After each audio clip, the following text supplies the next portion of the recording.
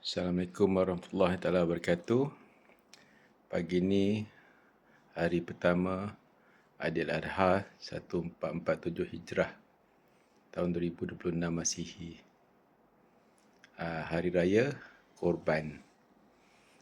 Kali ni kita sama-sama fikir balik setakat ni berapa banyak ataupun setakat mana kita sanggup berkorban untuk taat perintah Allah.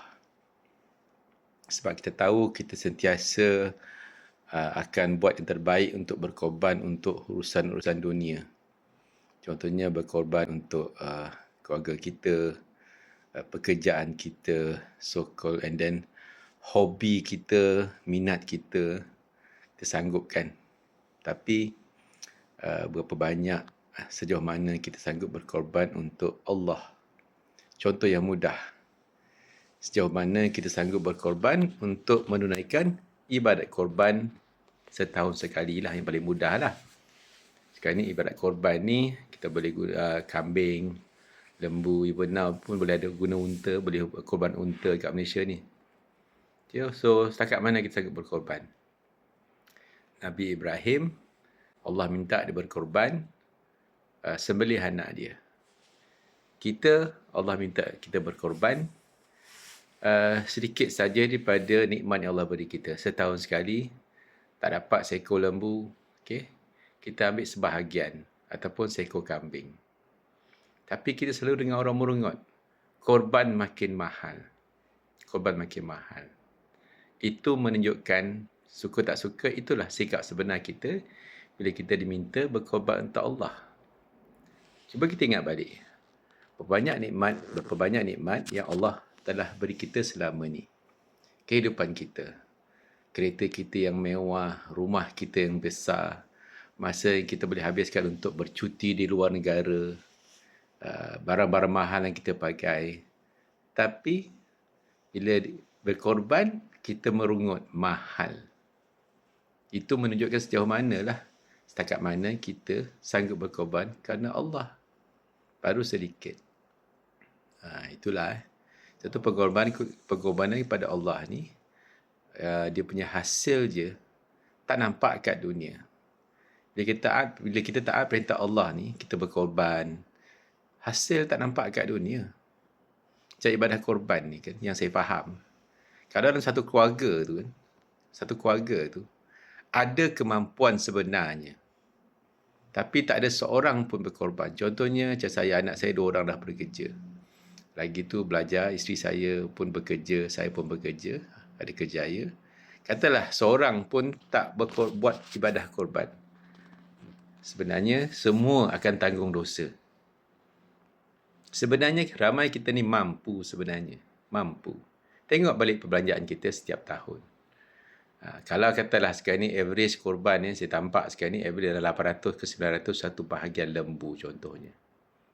Satu bahagian lembu 100. Kalau kita kumpulkan sebulan 100, kata dalam rumah, dalam family tu ada mak ayah bekerja, 3 anak bekerja, 5 orang. 5 orang sebulan 100. Seorang baru RM20.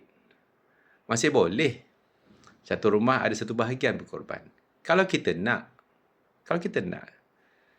berkorban ni, kalau kita nak, insya-Allah. Tapi kalau kita anggap berkorban ni hanya bila kita rasa kita ada lebihan.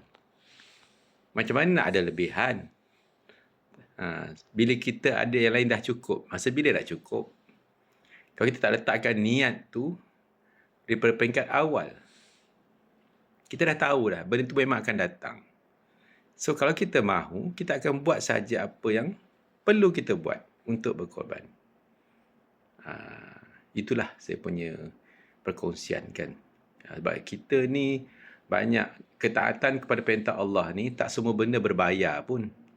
Sesekali je Allah minta kita berkorban sikit harta kita yang Allah beri kita. Yang lain ni tak susah. Okay? Untuk kita taat perintah Allah ni tak mahal. Solat 5 waktu, puasa.